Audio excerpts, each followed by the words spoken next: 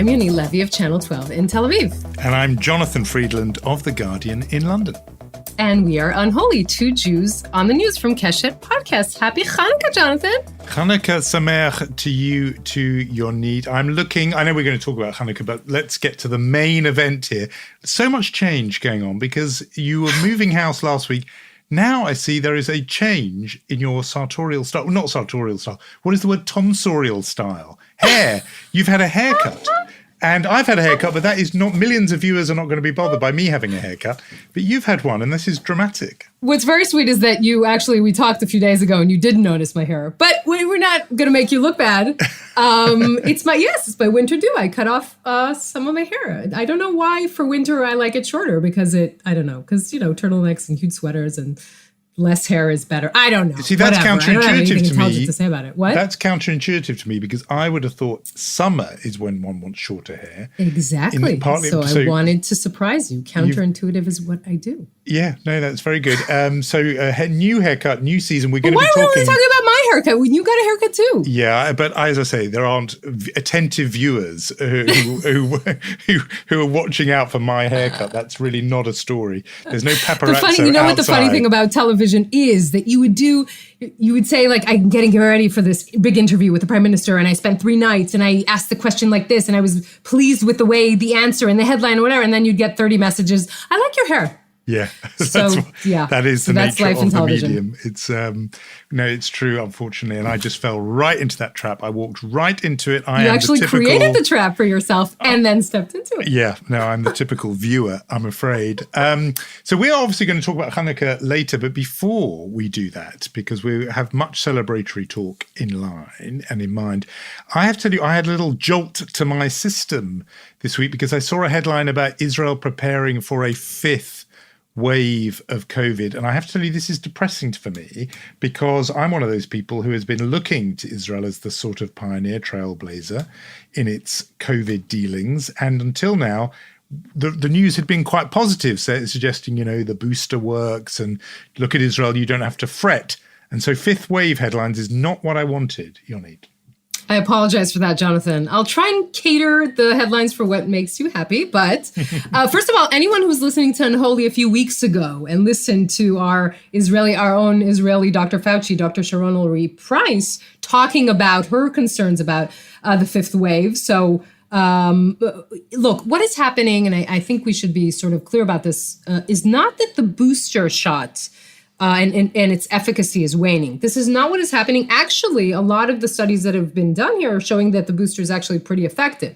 The problem is the overhaul immunization of the whole Israeli population. And when you look at those numbers, there are a lot of problems. First of all, the 1 million Israelis who took 2 jabs and for some reason didn't go to get the booster shot. Then you have 700,000 Israelis who didn't take any vaccine whatsoever. And of course, the issue of children that only this week small children, 5 to 11, only this week are beginning the immunization process. So either it's just a bump in the road and we're going to be talking in a few weeks and saying, okay, things have settled down.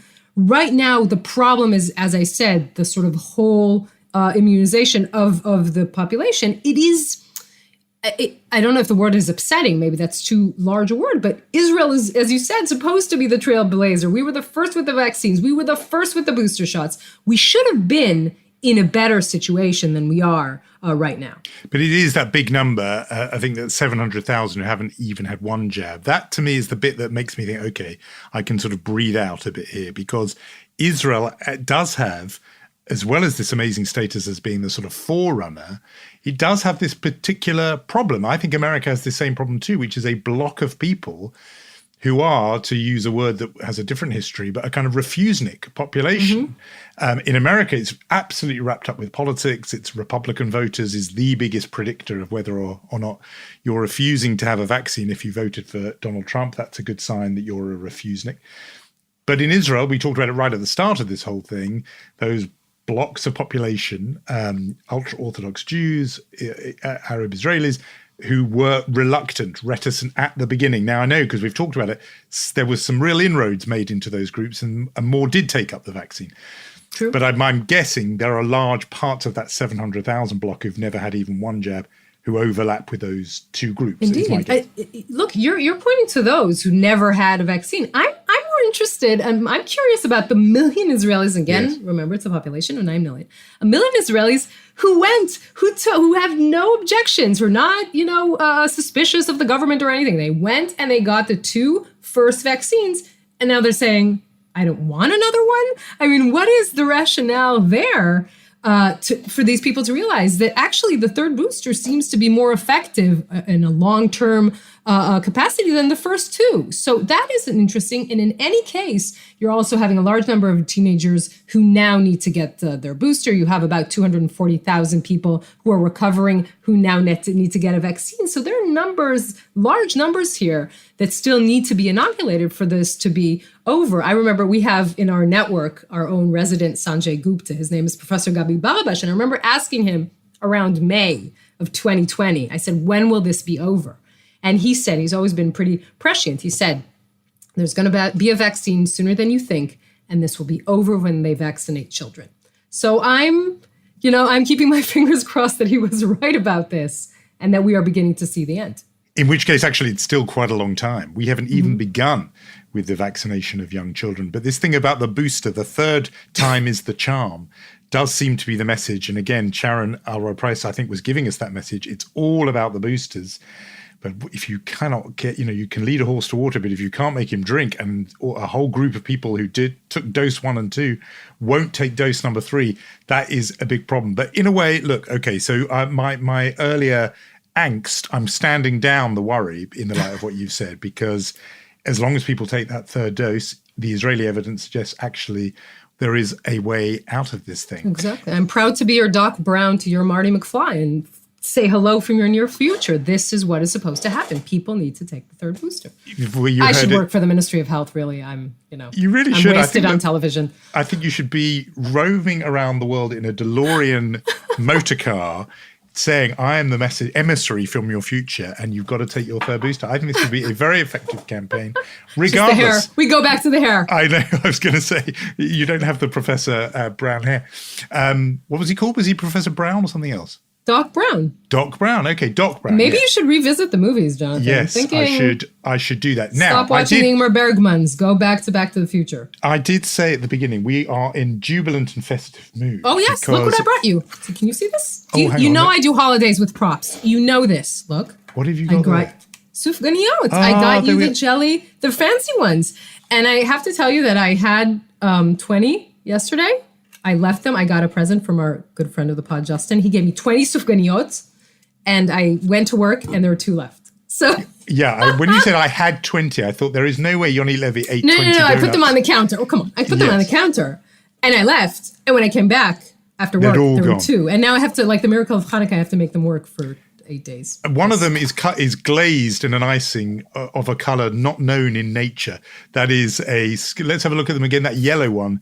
The yellow one? You want the yellow one? Well, I'm just looking at it thinking that is a terrifying color. That's going to do No, because if it wasn't for the color, then sufganiyot are so healthy that it's just the color that's off-putting. So we're in the season of donuts and latkes. Yes. It is Hanukkah as people hear this. Hanukkah's already begun. In the United States, it's also Thanksgiving weekend.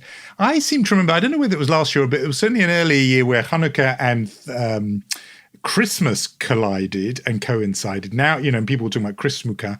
Now I saw the most awful coinage, Thanksgivukah, which is just a terrible crime against language. But no, that to me is always a big issue when a Jewish festival coincides or collides with, a one in the world at large. But Hanukkah's upon us, and I think I'm interested because we've touched on this a little bit about your present giving habit for Rosh Hashanah, and we talked about Halloween and how that's different. This to me seems a big one about difference between Israel and the diaspora and what Hanukkah is like in the two places. So I have marked Hanukkah in Israel a couple of times, but my memory of it is a bit hazy. I can tell you what it's like here, but I'm keen to know what you're planning or doing there. First of all, I was just wondering when we were looking at the sufganiyot, and now that we're living in this whole gluten-free, sugar-free world, is like food for or are we just supposed to be drinking oil for Hanukkah? Is that the only thing we've got left? Look, we did indeed have this argument about presents in Hanukkah. And it's important because it's indicative, I think, of the way it is celebrated differently. Hanukkah is a relatively, I think, important holiday in Israel. There's not so much religion in it. Let's admit, right? I mean, the whole halacha requirement here is to light candles, put them in a place as public as you can for everyone to see. But that is basically what you need to be doing. There are more requirements in Purim than there are in Hanukkah. And I think that at the end of the day, any holiday that's symbol is a candle, and the symbol is light is a very optimistic holiday. It's loved here. Our argument was about presents, and I think we had that discussion about when, Hanukkah, Freudian slip, in diaspora being that emulating a little bit, or used to be maybe emulating Christmas and trying to make it a little more shiny, especially for Jewish children. I'm not sure if that's still the case, by the way. You should tell me. Well, present giving does happen, but it doesn't happen, I think, in as big a way as Christmas. I don't think, I think, look, there will always be exceptions of people who go really, overboard and intense. The exchanging of little gifts, symbolic, token. Not 8 gifts, like 1 gift. Well, no, for young children, I think the idea of doing 8 definitely was a thing when I was growing up, and still happens. And I think before I've said that there was a sort of compensatory element, which is, okay, you're not getting Christmas, but look, this is better than your non-Jewish friends because it goes on for 8 nights. So you get a little, but it's little, I think. The idea of, going all out and doing the big retail blowout, I don't think that, but I may be speaking only about, my own family, my own world, friends of mine, etc. And then that definitely does recede as people get older. And I don't see much sort of adult to adult gift giving in a major way. I think it's more little and symbolic. But it's obviously, yes, it's been partly a sort of concession to, or an attempt to approximate Christmas. There are bits about it that I really like, even though I know that it's easily mocked. I mean, one bit peculiar, I've said a lot of critical things about my neighborhood before over the months we've been talking. I didn't notice. My little patch of Haredi, North London. Here's a bit, in these 8 days, I have to say, I love living where I live, and I love my neighbors with uncomplicated joy. And that is because my little bit of North London becomes kind of Anatevka for these 8 nights, because people really do put the Chanukiah in the window, and along the street you will walk along and see the candles burning in each window, because it's heavily Haredi neighborhood, and it looks very, very beautiful. And I have to say, we didn't do that when I was a child, and it's made me think about it differently, whether, for all my sense that my own parents and family were very kind of out as Jews, they did draw the line there. They didn't do that. That neither of my parents are around now, so I can't ask whether the real reason was, they feared a kind of fire hazard. It may well be that they thought they were going to put the curtains in flames, but we didn't do that. And yet my Haredi neighbors, who are absolutely unabashedly out as Jews, they do that, and it looks very beautiful. So your parents didn't do that, although, as you say, they're very proudly Jewish. Do you do it? I mean, would you put out in or you don't do it because they didn't do it? I mean, how does that? No, I do it, and but it's very elaborate because we just don't have a kind of table by the window, and so we have gone to such lengths to make sure you're just holding it the whole night. Well, by the window, right? If I tell you that a stepladder has been involved in order to get the Chanukiah to reach window level, I am not completely lying. With that, we've gone to those extreme lengths. So it's a new custom in my life, but I like it, and I think it's quite sort of admirable. I think, first of all, I like Hanukkah for several reasons. One of them being that my grandmother, who well into my late 20s, insisted on giving me Hanukkah gelt on Hanukkah, which was I would argue this. At one point I would just say, okay, this is what she wants, because this is what her grandmother did to her, and now it's her turn, and that is something that I loved. Also, we have to say that, the Hanukkah story just ties in so neatly with the Zionist narrative, right? I mean, it worked very well in the early days of Israel, right? The story of the Maccabees and fighting against this huge army, right? And winning over and succeeding in sort of taking Jerusalem and rededicating the temple. So it's a story that worked very well, even if you take out the religious elements of it. It worked very well. And I think that's why it still speaks to Israelis sort of across every divide. And we have good songs. I don't know if all of them translate into English. I love Hanukkah songs. I think Matzor is an absolute banger, as my kids would say. There is a view that it is, in fact, that Jews invented Christmas carols. And this is a quite interesting theory. What do you mean? That they wrote? Well, they certainly wrote the big Christmas carols. Yeah. White Christmas is written by Irving Berlin, who, of course, was a Jewish immigrant from Siberia. But Matzor, the idea, it has a kind of Christmas carol-y feel to it. I think it's a beautiful song. So no, I'm all in for all of that aspect of it. I'm interested in your point about the Zionist narrative because, that kind of cuts a couple of ways. In the sense of this is remarking. I knew you'd like that one. Yeah. I threw it. It's my warm latke from me to you. I knew you'd like that one. As our executive producer just posted the lyrics of Matzor as a chat message. Az Zigmor B'Shim Zigmor. No, I think it's his subtle way of what I was going to say is it's the idea of commemorating hardcore fanatics who not only were, ready to take up arms against external enemies, but really had scores to settle with their own fellow Jews who they regard as being insufficiently steel-spined. So you want to start talking about who St. Valentine was? Of course, the backstory is a little intricate. And if you want to be petty, after winning over the Greek 100 years later, the Romans came. Fine, Jonathan. Thanks for raining on the parade in this. Yes, but you're right. Well, it's a super Zionist story in the sense it's a parable against assimilation, and that has real resonance for diaspora. And so that's a big part of it. But it's an optimistic story. It's a feel-good story. We like it because so often our festivals are a bit kind of gloomy in some of their themes.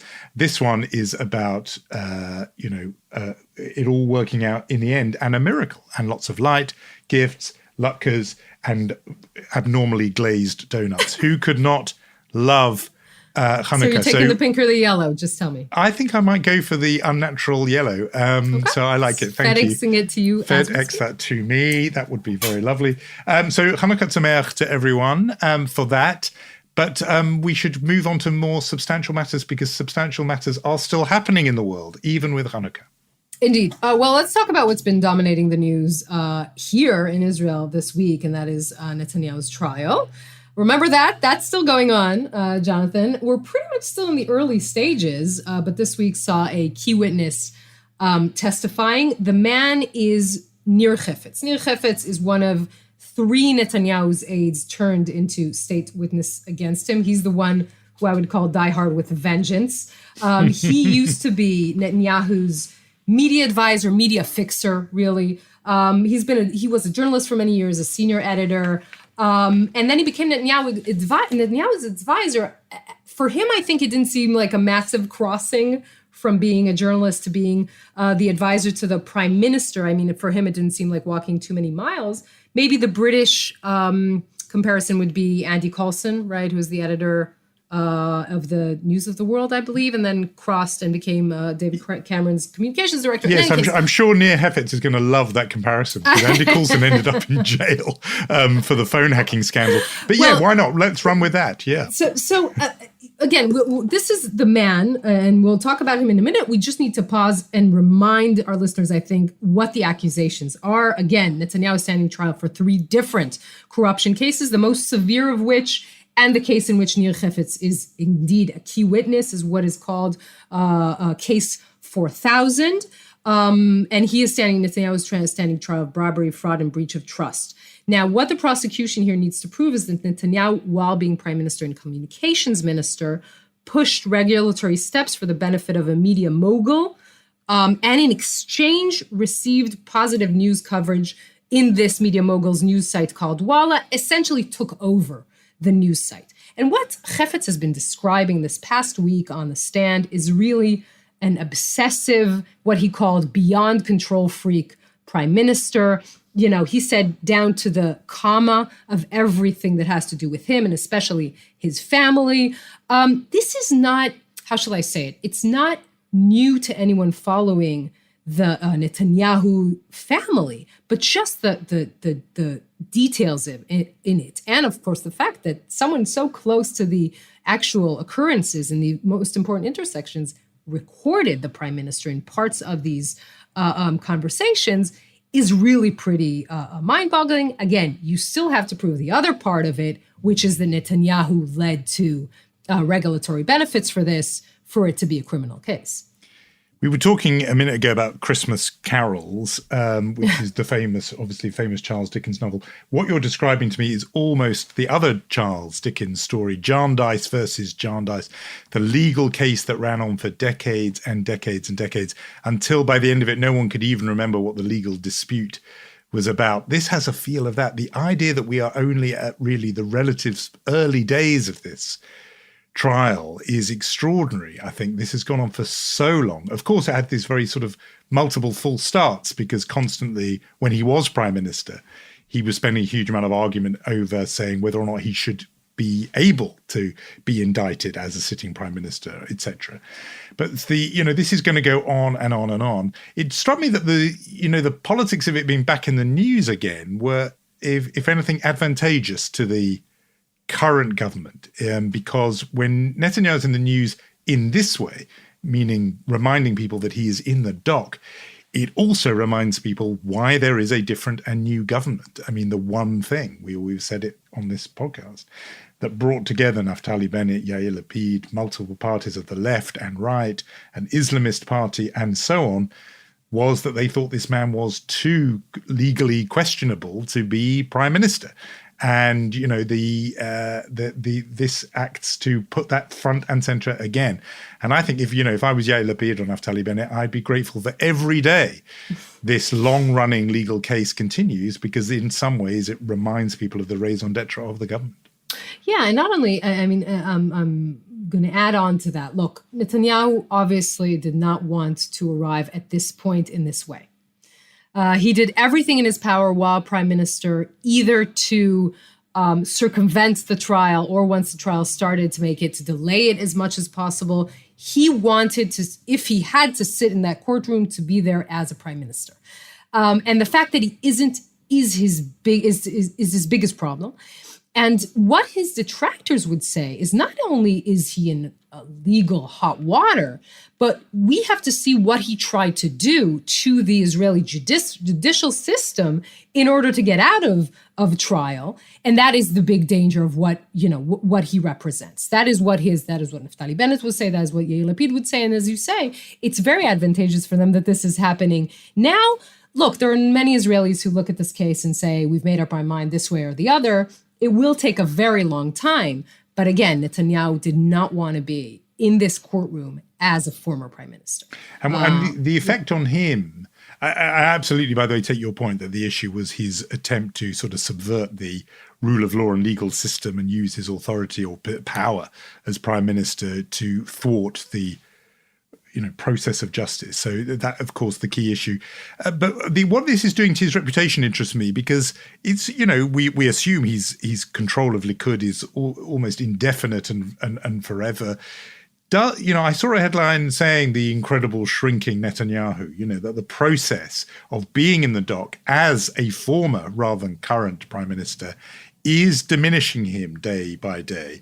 And I'm interested to know what your read of that is, whether among his own supporters, not his critics, of course, they couldn't stand him anyway, but among the Likud faithful, does the sight of him as a kind of civilian, as it were, in the dock reduce him and reduce his standing? Well, I think it's something that might happen over time.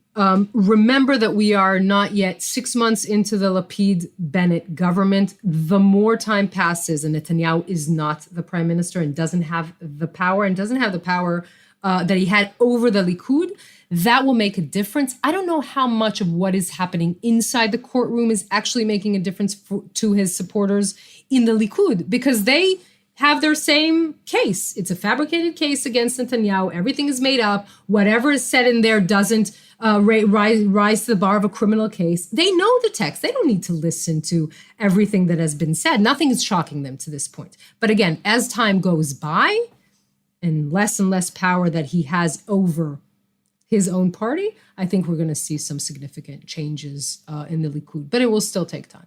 And it's not doing any harm to their standing. The Likud as a party apparently still, out front, largest single party in the polls. Obviously, the government is made up of a whole series of splinter or smaller parties, and therefore not one of them has managed to sort of break out as being ahead.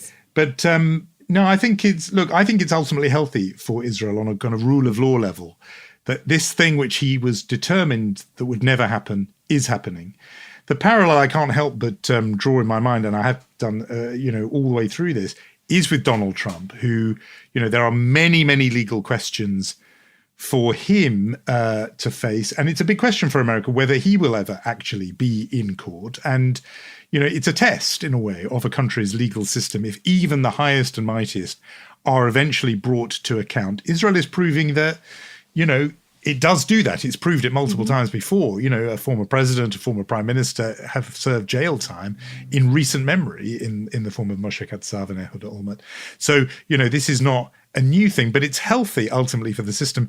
In the Trump case, Biden could do with an equivalent of this, actually, to remind people why Joe Biden was necessary. Trump in the dock would be very helpful for him. And the January the 6th committee investigation hasn't quite got the juice of, a Jerusalem courtroom, which is just a very vivid dramatization of why a change of government was, in the end, on some level, necessary. Yes, but we will go back and forth on this because this trial is going to last a very, very long time. Yeah, it's Dickensian in its scope. So you and I will come back to it. We thought we should do a little twist on our usual Chutzpah and Mensch award distribution ceremony. And what is our little twist that you and I have plotted? We have canceled. We decided the Chutzpah Awards will go up in flames this week. We're in a festive mood, so we're not doing Chutzpah. We're just doing Mensch. See, that's what lovely people we are. We're so sweet and nice. This is a change, obviously, from me hogging the Mensch Award. Now, your ruse to get in on the action is to make sure that both of us have a Mensch Award. That was my only way. But would you like to start? I'm being the uncharacteristically polite Israeli. I will start. I'm going to begin with our journalistic colleague, Steve Rosenberg of the BBC. He is the BBC's very long-time Moscow correspondent. He's been there a long while. He's a very brilliant correspondent and just a sort of fixed point in BBC's coverage of Russia. He's been doing it so long. But this, in the last week or so, he has done something very brave, which is he went head-to-head with Alexander Lukashenko, the autocratic dictator of Belarus, often described as the last dictator in Europe. And it was just a very dramatic interview. He interviewed him in Russian, and he just was really firm, Rosenberg. And Lukashenko absolutely was kind of vicious back to Rosenberg, saying that he was, spreading lies on behalf of the West, and everything he said was untrue. And calmly and solidly and steadily, Rosenberg just kept coming back at him, confronting him with the facts about protests in his country, political prisoners in his country, brutal crushing of dissent, of peaceful protesters being beaten up. And he said it again and again to Lukashenko's face, even as Lukashenko really did do a full sort of gangster number on Steve Rosenberg, saying, being quite threatening to him. It was just admirable journalism, in your field of TV journalism. I just think it was a really admirable example of courageous, fearless interrogation. Это не ответ на мой вопрос. Послушай меня. Чуть больший промежуток. Я находился здесь. 80 тысяч, если не будешь слушать, разговор закончится. Если ты этого хочешь. It felt to me, and I told you this, felt to me like he was sitting in a cage with a tiger, and he could tame it. It was pretty impressive. And the other thing I could think of is Ariel Sharon had this line that he said. I'll say it in Hebrew. He said, "Af echad lo yitcharet al rayon shu lo natan." No one ever regretted not giving an interview. And that is something I thought of on Lukashenko's side. I was like, why would anyone do that?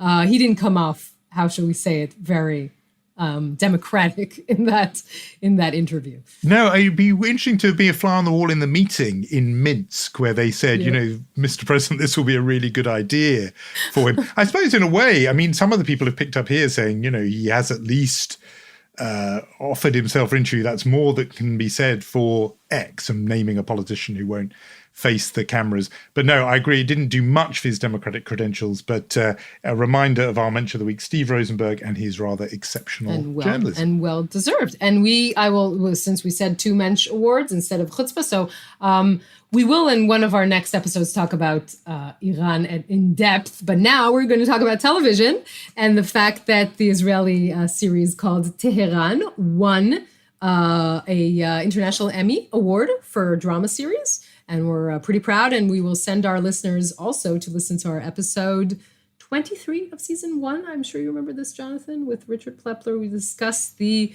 miracle that is Israeli television and why does it work so well internationally. I think, of course, this is part of it. It is absolutely right. It is a phenomenon, Israeli TV, which is exemplified by yet another Israeli TV show. I'm embarrassed that I haven't yet seen it, but I will, inspired by this Emmy Award. So Tehran is a big winner, and it just joins a long line. It's getting almost too many to mention of big Israeli TV shows. It began with In Treatment and Homeland. Fauda, obviously massive, even in its own right. Shtisel, I'm a particular fan of. So many of them, but Tehran has bagged a very big prize. So a special Hanukkah Mazal Tov to them. Yep. We would love you to not only review and rate our podcast, which many of you are doing, but do subscribe on whatever platform you use for your podcast. That way you will never miss an edition of Unholy. It will drop automatically into your phone or other device that you may use for podcast purposes. So we would love it if you would do that. We're glad to say the Unholy family is expanding. It's growing all the time. More people, more of you are listening, and more of you are recommending us to your friends. So we are very grateful. You get a kind of honorary 9th candle. Including, we don't want them to miss a special episode of you singing all of the Hanukkah songs. That's right. That's a special bonus edition. It's very hard to get. That will happen only in my head, but still, it's a special bonus edition. Have you noticed, Mr. Friedland, that we have almost completed our cycle of Jewish holidays? Wow. When we started, our major holiday was Purim. Honestly, I wasn't sure we'd survive Pesach with your communist Haggadahs, but now, look at us. We've made it all Hanukkah. The way through. We've done Rosh, Yom, Sukkot. Have we done a Shavuot together? I think we have. I think that's true. Maybe. But we've done a full cycle. We did the whole thing. The rabbi of the podcast will have to issue a ruling on that. But no, we've come through together. It's been wonderful. The miracle of Hanukkah is upon us. Do join us again. And as I say, subscribe if you can. And we should say thank you. We should indeed to Lior Friedman, our miraculous executive producer, and Rom Atik, head of podcasts, Yair Bashan, and Irad Eshel for original music. And happy Hanukkah, everyone. Hanukkah Tzamech. We'll speak next week. We shall.